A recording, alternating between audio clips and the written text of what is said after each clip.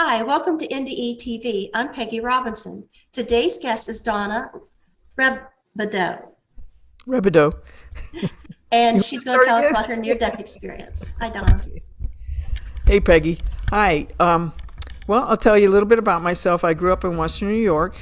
I did have psychic experiences as a kid, and I know a lot of people start looking for what are the commonalities among near death experiencers, and a lot of us have had psychic abilities, and I think that kind of helped us deal with the aftermath of having a near death experience. So I grew up in a large family, going along, just doing my thing, being a teacher. And we were on a family vacation, and it was in July up in the Adirondacks. And we had been out fishing. Some of us were out fishing in the morning in the same boat. So it's what they call a fishing ski boat combo. And so they had two pretty powerful engines on the boat. And we came in for lunch, and someone said, "Well, let's do some lake toy stuff before we have lunch." And so people think I was in a boating accident from water skiing, and it wasn't. It was on a lake toy that got pulled by the same tow rope, but you're on this inflatable kind of raft thing. And the idea behind the game is that you have two people on this inflatable raft, and then the boat is towing you, and they spin around on the lake until they throw you off, and you laugh and you have a lot of fun. You get back on the boat, and from there you get back on the inflatable toy, and you let the rope go so that there's no slack, and you start all over again. That's kind of setting the scene.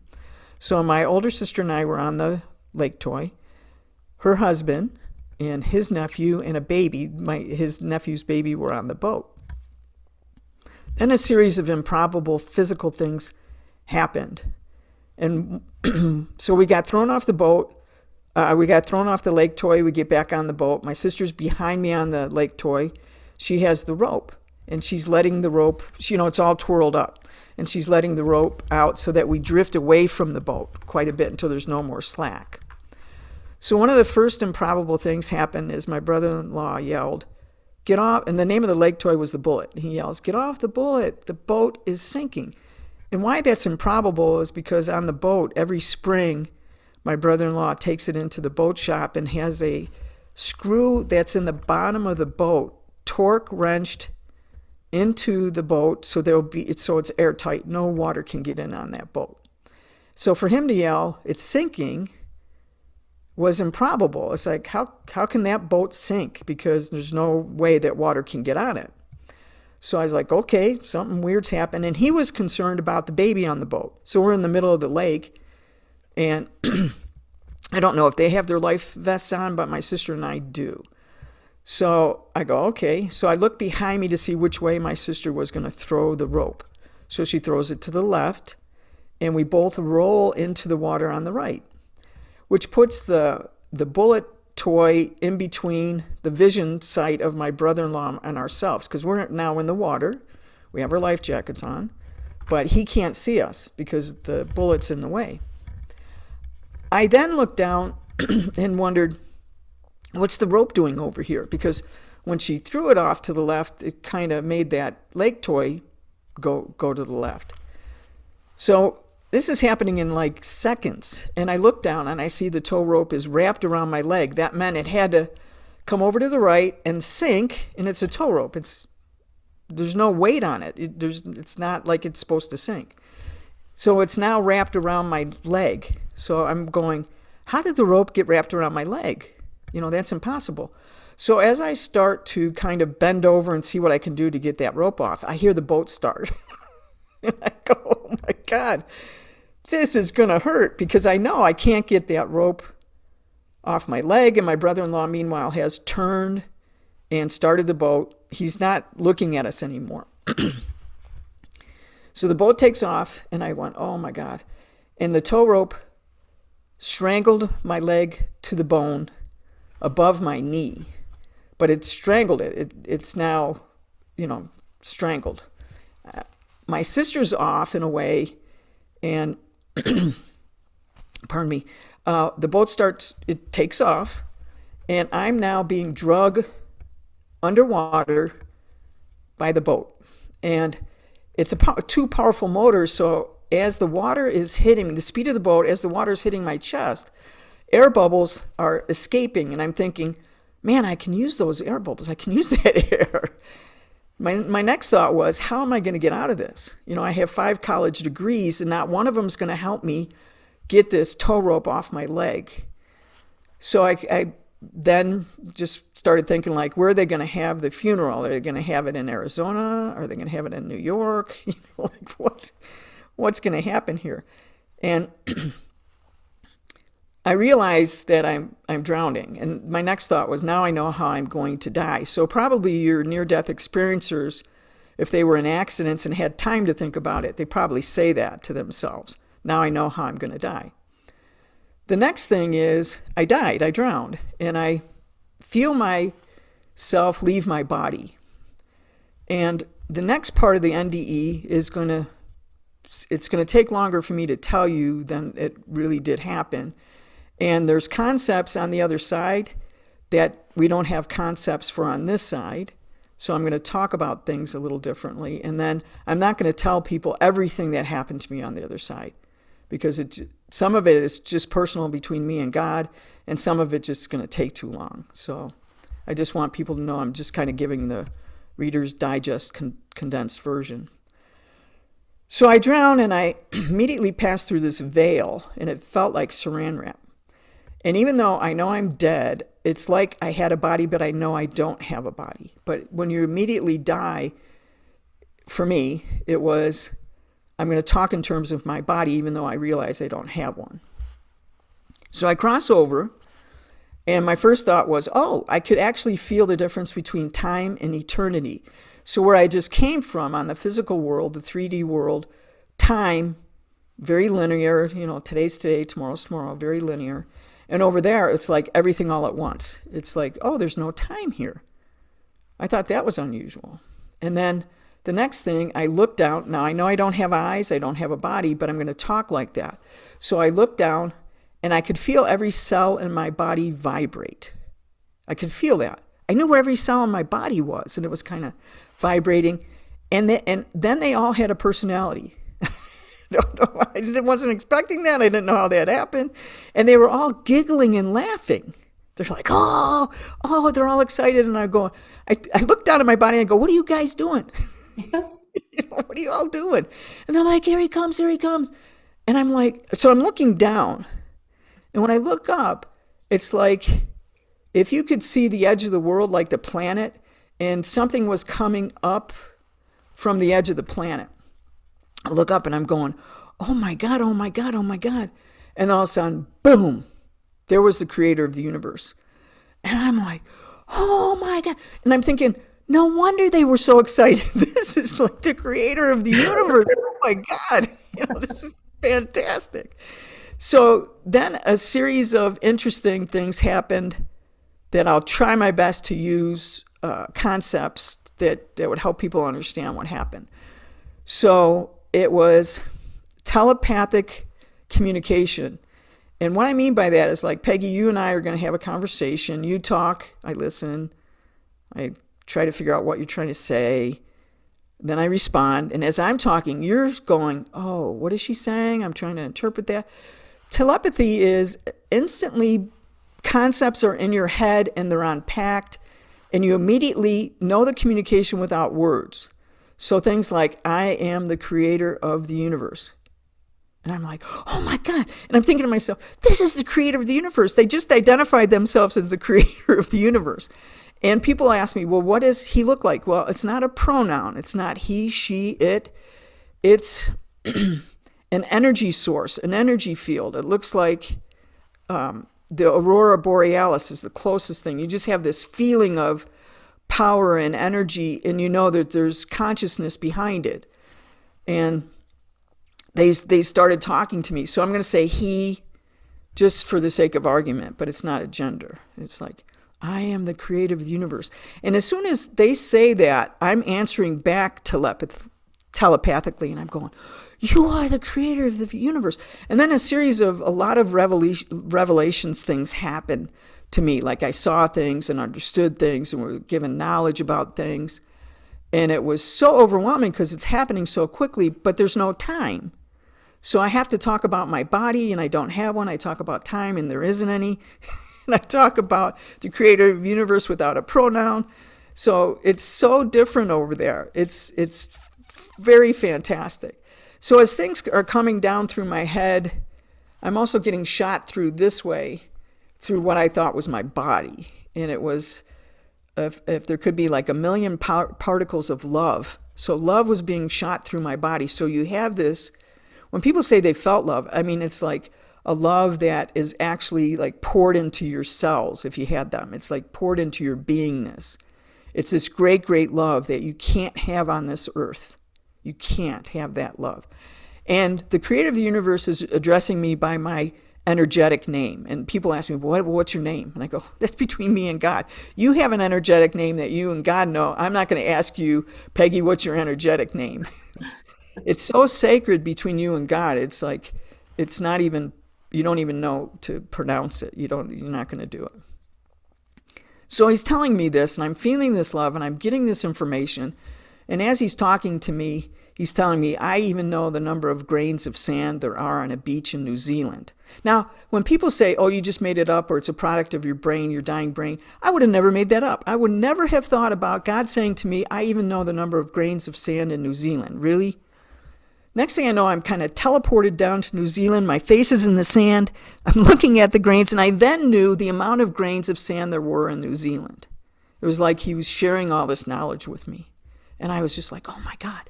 And then I'm shot back up in front of him, and I'm just in awe.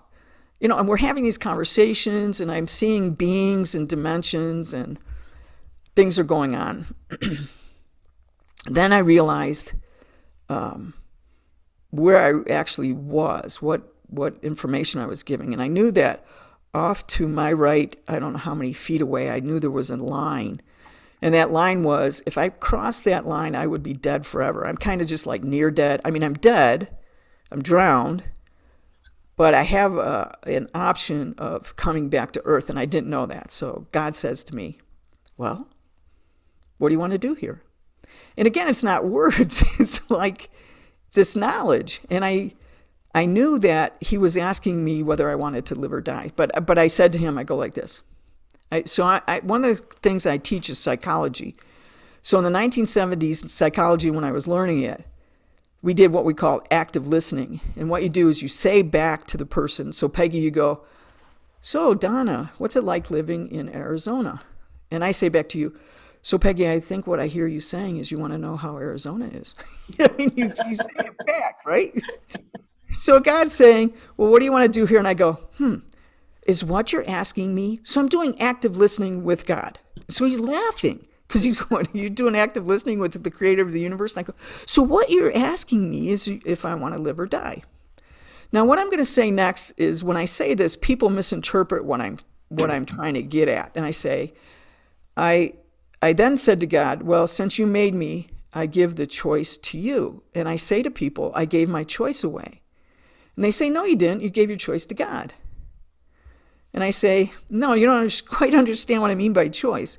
So if you give me a box of chocolate truffles and you go, Donna, which truffle do you want? Do you want the caramel or the marshmallow?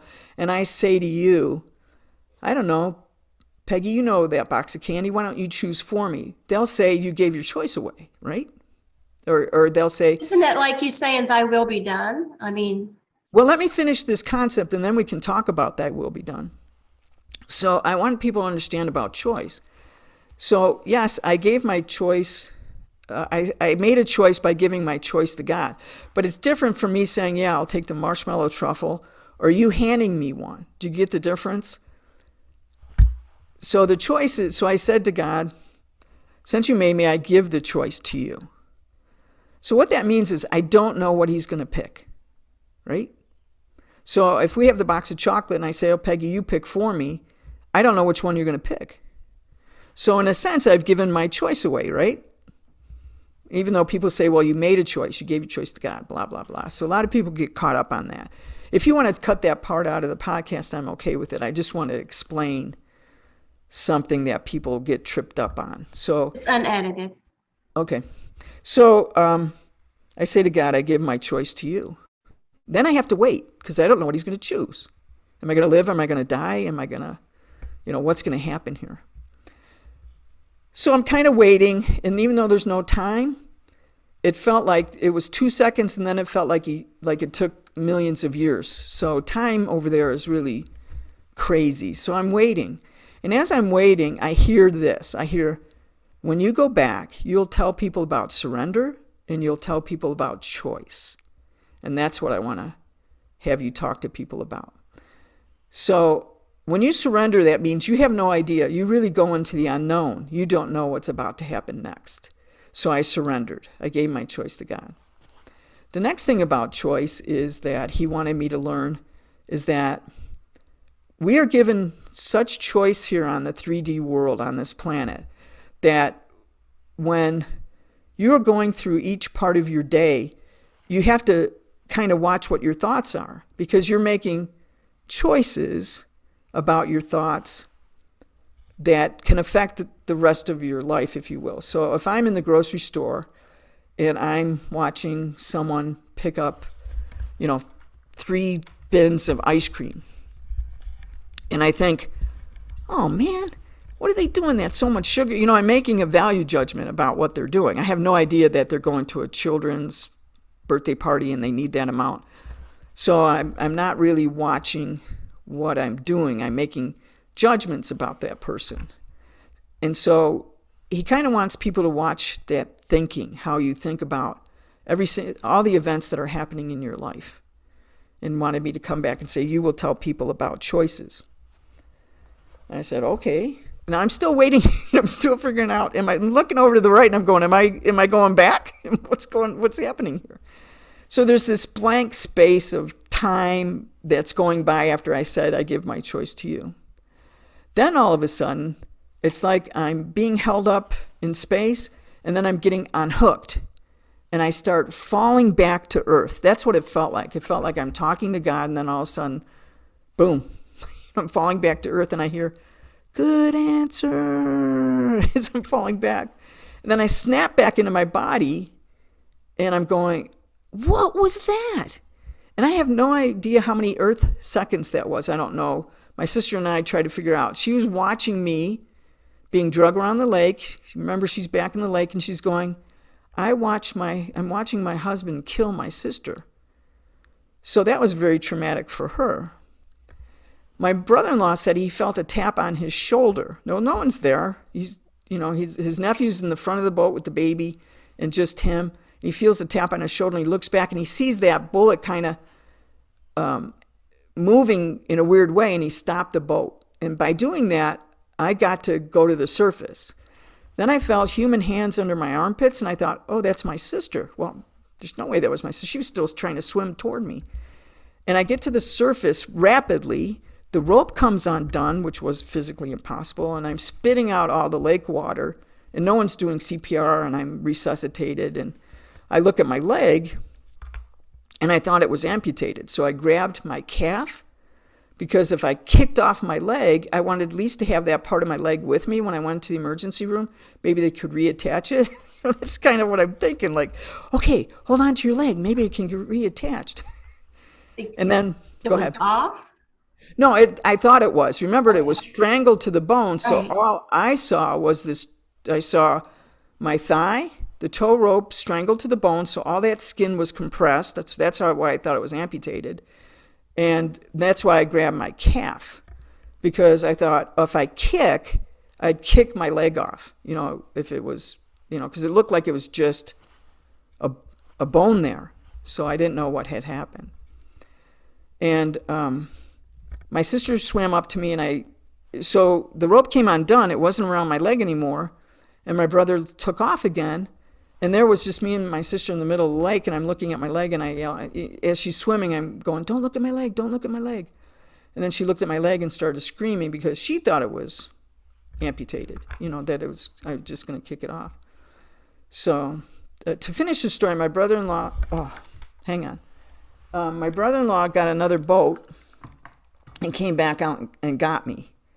And I got to the shore, and it took the paramedics about couple hours to come and get me. So I was helping them with first aid. I was telling them what to do before I went into shock. But I lived. I have my leg. It doesn't work very well. I have an artificial knee. I have this wonderful scar where the rope was wrapped around my leg, so I have a circular scar where it was just strangled. And then where they gave me the new knee, I have a cut, so it looks like a cross. So everybody kind of looks at it and goes, I've never seen a scar like that. So I hope that helps. I didn't mean to talk so much about choice, but I know when I've given this talk, a lot of people don't quite understand what I'm trying to say. So thanks for letting me do that, Peggy. So did you tell people about your experience right away? No. That's a great question. No, because remember, I was like, what was that? And I'm in shock now. So I have to go to the hospital. I have to go to the ER. I have to, what had happened was when the rope strangled my leg to the bone and they got the rope off, it started swelling. And then it made my leg swell. I don't know how many times its normal size. I swallowed all that lake water that was full of all this bacteria. So my lungs are a wreck. To this day, my lungs are a wreck. So they had to give me antibiotics. They had to try to see what they could do for the swelling. It took me a long time for my nerves to regenerate. They go, how did your femoral artery not rupture? Because it should have ruptured. It was strangled to the bone, so I have no femoral artery. So how didn't that get severed? Or, they don't know. So it took me a couple of years to try to recover physically. And then I didn't know there was a near-death community. I didn't know there was IONS. I didn't know any of this. I was just there by myself going, what was that? All I would say to people was, for the next couple of years was, oh, now I know why I lived. It was to meet you. Oh, now I know how I lived was to do this. So finally, after a year, my friend said, well, yeah, you're here, knock it off.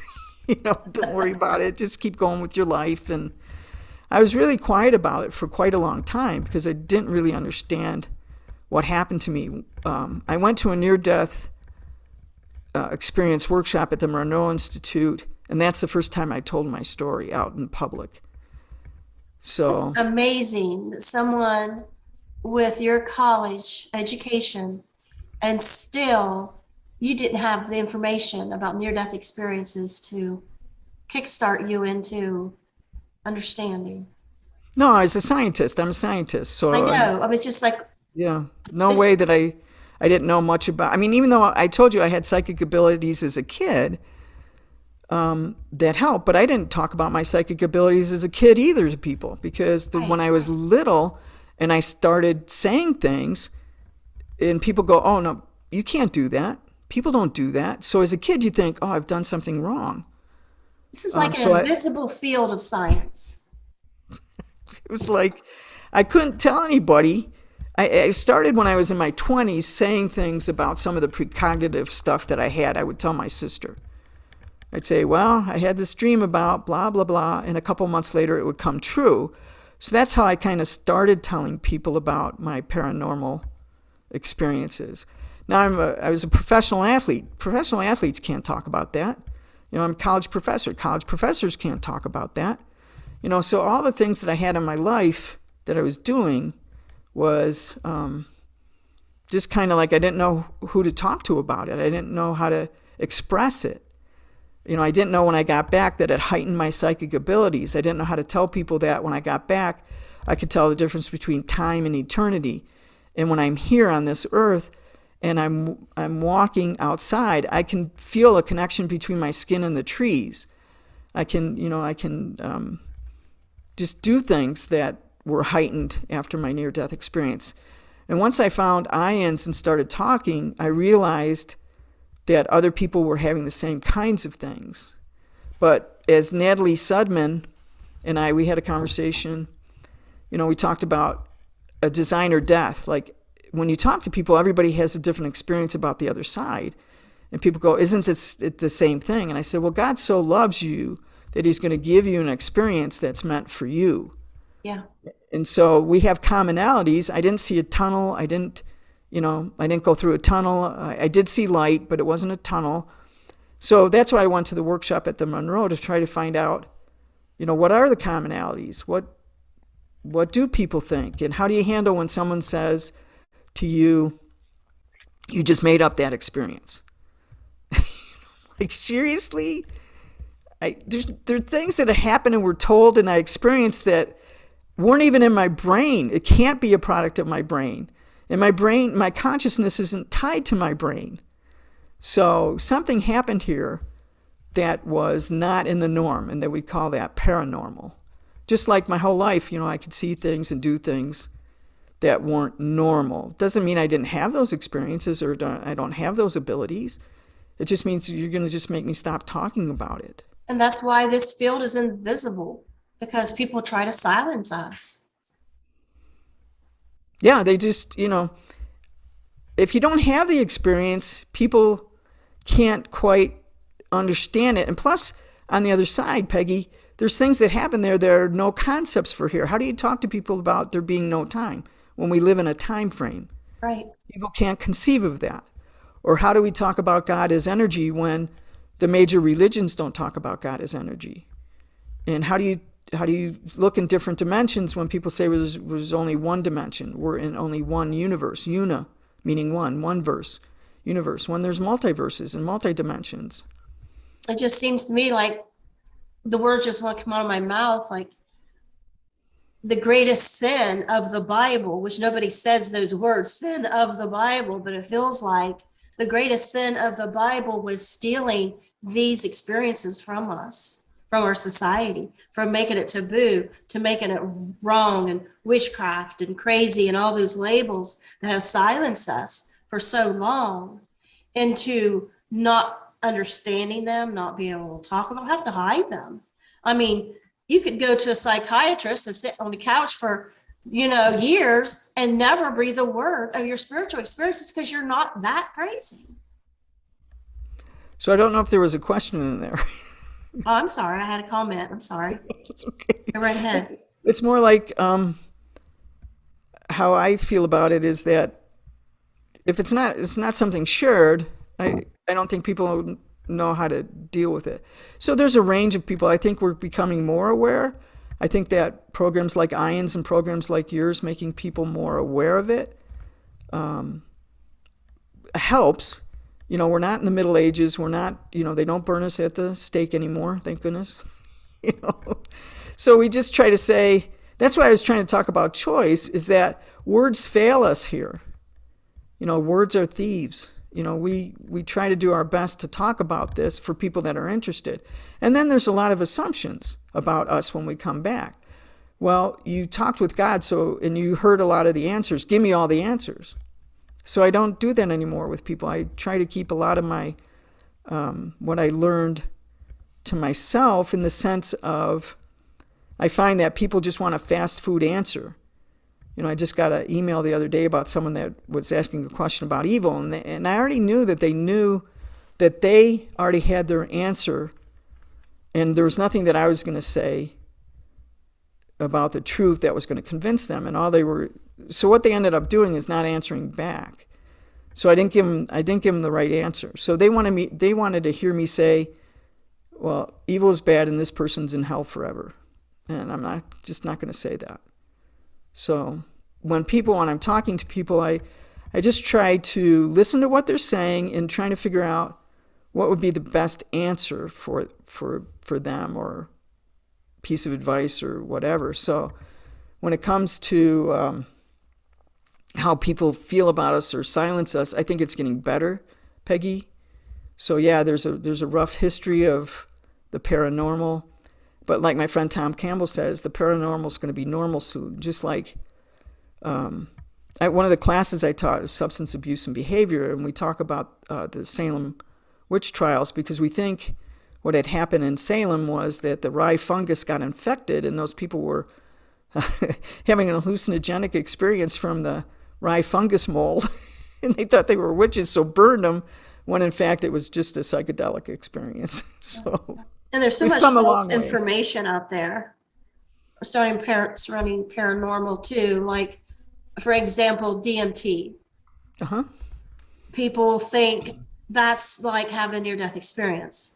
And so, or people start going to these places and taking these plants or these drugs, and and feeling that's a near-death experience. And even the news headlines, actors, they'll make the headline, so and so had a near-death experience. No, they were almost hit by a train, or almost that they had no experience. Even if they were dead, even if they flatlined, if they didn't have the experience, they didn't have the near-death experience, you know.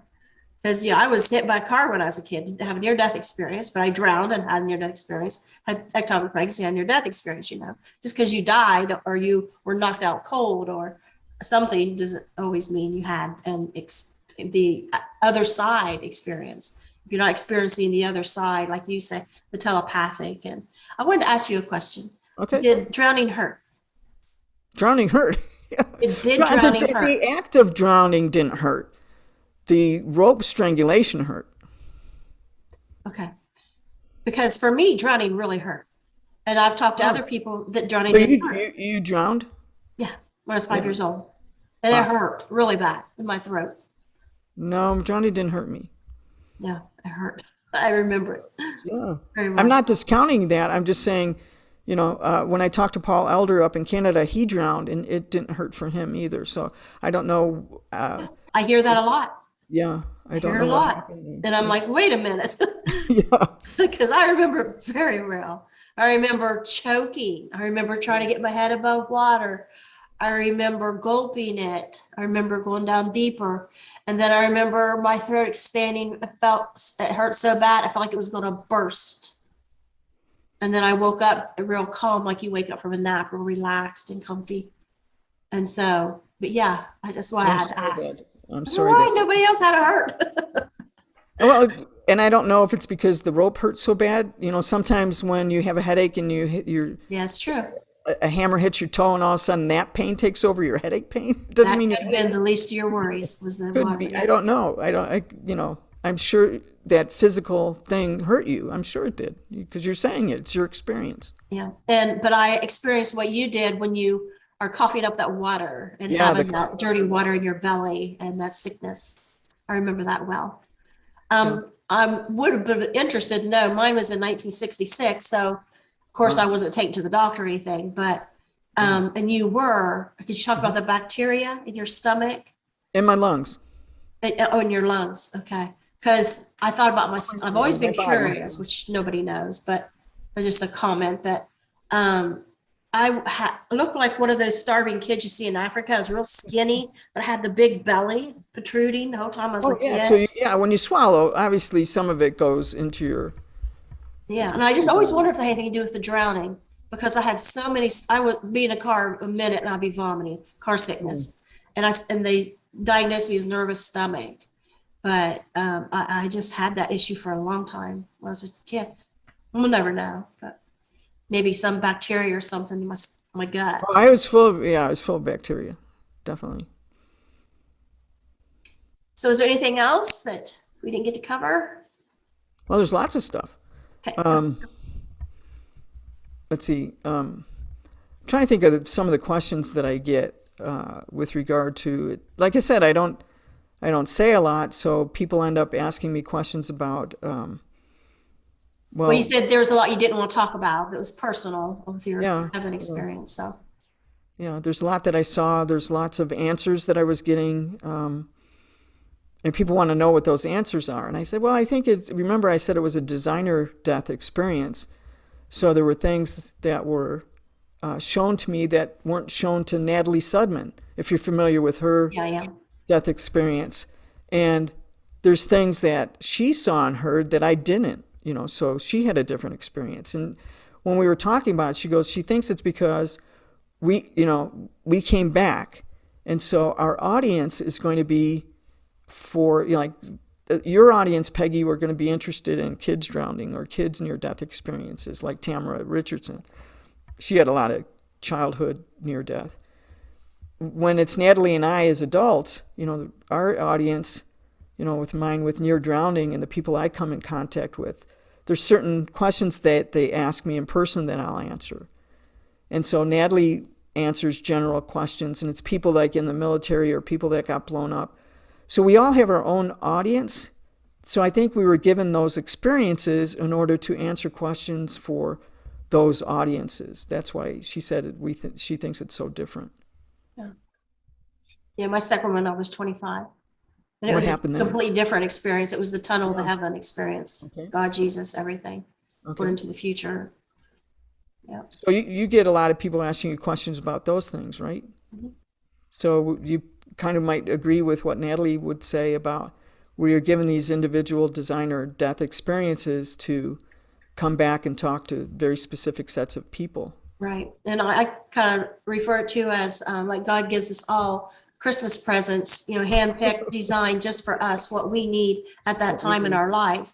Like when I get my grandson Marcus at 2 years old, isn't going to be when I get him this year at 13. And this point Yeah, in life, it's going to be, God knows we're coming back. So how is this going to help us? What message we're going to have? exactly. Yeah, yeah. I And mean, way beyond us. we need to get to people. We need to be able to answer people from the totally skeptic to the totally open. There's that spectrum of people on the planet. So the totally skeptic that make us feel like, junk when we, oh, that didn't happen to you. You didn't see God. How would you know? Have you died? Have you had that experience? To the openly open, wide open. Tell me about all the dimensions. Tell me all the answers. So we have to come back and deal with the spectrum of people. So I kind of like talking to the middle range of people that are kind of open skeptics. Like, okay, you don't have to believe everything I say, but ask me questions. Ask me, how is that possible? Or what did you, what made a difference for you? Or, someone asked me, what inspired you or changed you about your near-death experience? And my answer, I hadn't thought about it before, but my answer is, it broke my heart wide open. I mean, I saw things on the other side that weren't taught to me in any religious dogma classes or experiences. Right. So I had to rework my entire cosmology and belief system. I had to go back and go, wait a minute, if I saw that and I know that, how does that relate to this? It took a very long time for me to assimilate my experience into how I could walk through the world. And it still does. There's still things that happen to me that I go, oh, I feel this way. Oh, I wonder, well, that's changed. Oh, yeah, that's right. I had a near-death experience. So, Makes you wonder why death and life is such a division, why most people don't come back, because it really messes with their head. It's really a hard thing to be alive on earth and know what the other side is like. and the love that you experience. So I that didn't kind of get that. love, the kind of love that I experienced was not any kind I could have on this earth. So another thing that Natalie and I talked about was, a lot of people get near-death envy. They want to have that experience, but without the death, because they don't realize how much it hurt us. So they don't look at Natalie's physical body, her eye, face about blown up, she can't use her hands, she's an artist. My leg getting strangled to the bone, and sometimes I have to drag my leg around. Or for you, that coughing and that sensation that you have to carry. People don't understand the damage part of what happened during our near-death experience. Well, my second one, I lost my twins. Oh man, So, I mean, that's we devastating. all do. We lose something in Yeah, these. yeah. So when you have it, that's why people want to try to have those experiences. They want to try to have a mind expansion. They want the shortcut, so you can go to the plant medicine. Or I don't make any judgments about those people. That's fine, going to the plant medicine. There's also another group called spiritual awakening. So people can have Kundalini experiences, or they can have plant medicine experiences, and they can have a snapshot of what's over there. I do believe it's different from actually having a near-death experience, but you can also have a spiritually transformative experience. For example, my friend, Dr. Scott Taylor, didn't die, but he had a shared death experience. And I didn't know there was such a thing. And so when a child died, he was able to go over to the other side with them and didn't understand, had never heard of what a shared death experience was, and came back and spent his life trying to figure out what that was and did a lot of studies and near-death studies and realized what he had was a shared death experience. So there's lots of things that can open us up, and it all comes back to what are you going to do with it? So we're still living here. Mine was in 1998, so that's 24 years of being on this planet, of what are you going to do with what you learned? And that is to grow, to watch your judgments, to not be so judgmental. And I'm talking about myself, not be so judgmental, to be loving, to do the best that I can on this earth as if this earth was a school and this is an education. I think that's why I'm a teacher. And so what can I learn from these experiences? Because what you bring back to heaven or what you bring back to God is your heart. How well did you love? And so I've spent 24 years of growing up and being compassionate and loving and more empathetic. And what inspires me is that it broke open my heart.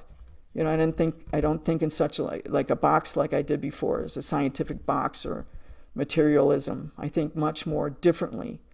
And I think you can get that when you have these other experiences, these spiritual transformative experiences. So maybe they don't know death, but they've been transformed, and they think different, and they love different, and they grow different. So I think those kinds of things can happen too. Does that make sense? Yeah. Okay.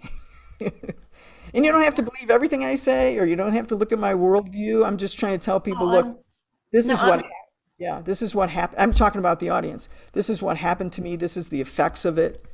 This is how changed I am. This is how I choose to live my life. And that's what that did for me, I think. I'm thinking about what you said earlier about how different NDEs fit different audiences, to where we can cover a broader population. Because when I started telling mine, I thought I was fitting a big need, which is I'm Southeast Ohio, I'm Appalachian. And I thought we don't have that in the near-death experience community. You got California, New York, and down Virginia Beach and Carolinas, you don't, you have the education population, and a lot of what INS does is a lot about education. And then the assist, have to have the education. And so I was like girl next door, I felt. Somebody called me the Dolly Parton of NDEs. Oh my God, I love that. And because I have I have an education, but I've always chose to not go around trying to act educated, because Right. I worked in fields with the community and social work, child abuse, prison population. And so I didn't go around putting on airs, but I could sit and talk to a judge, an attorney, the governor, senators. I can sit and talk to them just as I can to a janitor, a babysitter. I don't change, but I know what they're saying. I know how to connect. I don't make people better than the others. So I think that's why I could stay comfortable, talking to everybody. And so I thought I was feeling a need. Well, right, you are. but then a lot of people say, well, she talks like a hillbilly, or she Oh, talks like this, and she talks don't even. I was like, whatever. Whatever, I man. get compared to Jeff Mara all the time. Well, she's not Jeff Mara. Women watch these more than men. Yeah. And they are going to prefer to listen to a young man speaking. Even my guests, even the older men, I've noticed a lot of viewers gravitate toward the males. And it's the same way with country singers. They gravitate towards the males. The actors, they gravitate towards the males. The men like them and the women like them. It's just the way our society works. And well, Peggy, you have a very important message. Like I said, in terms of judgmental, I feel the same way that you do. I just have college degrees in order to have a academic position and job as professor. I don't take that into the real world. I don't go into the grocery store and say, hey, give me less than that because I have 5 college degrees. It's like it really doesn't matter. You don't take your 5 college degrees to heaven. You take who you are. So when people criticize you like that, my dad taught me, being a professional athlete, my dad would come up to me and say, look, there are people that are going to just love you to death only because you're a professional athlete. They're going to just say, you walk on water. And all you say to them is thank you. And then there's people who are going to tear you down because you have something they don't have, and they're going to be jealous and blah, blah, blah. And when they criticize you, you just go, thank you very much. You stay on the same even keel, like you said. You are who you are, Peggy, and I am who I am. And that's the experience that we bring into this world. So when criticism comes, you just go, okay, thanks. And you know And on who the you opposite are. end of it, I hate a pedestal. Do you know what I'm talking about? I'm Yeah, sure you have as a exactly. professor or whatever, or athlete, but I Whatever. don't feel comfortable. Don't put me on a pedestal. Don't. Oh, I hate Exactly. that. Exactly. Same Because with I'm me. not It's what like, you're seeing and thinking. exactly. That's not truth. I don't like that on there. Right. So, So I don't compare you to anyone. Peggy, you bring your whole entire being and your experiences into this world that love you just for who you are. So those are the people you want to be in, that middle ground, people that look at you and say, you are filling a niche. You are a woman. You are an everyday mom. And so that is your audience. yeah, So yeah. I just honor you for that. And I know you just kind of struck with me, he says, because we were talking about that the other day, another one is that how we fit different ones. And I think of um, um, Ian McCormick, the movie Perfect Wave was made about his near-death experience. And he was atheist, and he had NDE, and God told him, he showed him this like big sea of people. He says, these are all the people that will never come to my church. This is who I want you to talk to. See, exactly. Exactly. See, Peggy, that's exactly right. So, yeah. And you're much more educated than I am about near death. You've done more studying and reading than I have. So, people can't put a price tag on that. So, yeah, it's just don't compare. And I have Just, some people come on that's had their NDE from a drug overdose. yeah, not And that. they're going to be people that need that message. Exactly. Exactly. That They're needs not going to that. listen to me. They're not Not gonna Mrs. listen to Goody Two me. Shoes, never got in trouble a day of her life, maybe had a speeding ticket, or you, maybe college, degrees. But this girl that was stabbed in the back by her lover, Oh, Lord have mercy. yeah, Yeah, and had a near-death experience, exactly. That's what we're or conducting. attempted suicide. Exactly. A trans guy that totally gave his life to Jesus and changed after an experience. All these different Right. people that so many goody two shoe, Bible thumping, nothing against Christians because I'm Christian. But I mean, there's so many people that will say, oh, I'm not listening to that person. Or, Right. oh, they're too new age. I'm not listening to that. I'm not listening to that. I'm like, well, you're not listening to God because we're all talking about the same thing here. We're all talking about heaven. Who do you think that voice is? Where do you think that realm is? We're all talking about the same thing. That's just my little kick. But Love and you. so and so I was a year ago when I started these, I still had my biases. But I had the firm thing. I am never going to tell anybody they can't come on because I think they're this. I felt good enough. And I've had a lot of people during the last year say, don't have them on. They're not Christian. Peggy, you need to only have Christians. I'm like, how Christian is any How Christian, Christian is really? that? Exactly. Well, I my no, I my mean, person that's borderline atheist, I'm not sure. Maybe I'll be Christian. Might be more Christian than this Christian you think is Christian, right? I can't yeah, judge them, and that's up to don't judge God. him. It's absolutely true. God's gonna Just have bring, to sort them out, not me. right, not me. Just bring your heart and love to God. Absolutely. Yeah, we Yeah. all have audiences. Totally. Yeah. So I appreciate you coming on, Well, thank you, Peggy. I and appreciate you. I'm just getting over COVID, so I'm so happy. Oh. I'm not sitting here coughing or falling over. Well, God bless you and your heart, and I will be putting you on my healing list for healing that heart of having lost your twins and the grief that you have in your life. I will definitely, if you allow me to do that, Sure, thank you. be happy to do Because that. I think sometimes all we have left of someone is our pain. And Mm, we don't want anybody to take that mm, because that's all we have. You know what I mean? Is that heartache. Like if that heartache was gone, like they would be gone. Like that's what we got of them. So is to miss them. mm. So I love you. thank you. All right. So this should be available this evening and I'll send you a copy as soon as it's ready. Thanks, Peggy. Thanks for having me on. Thanks. I'm so glad I met you. Thank you so Thank you. much. Thank you. All Bye right. bye. Bye.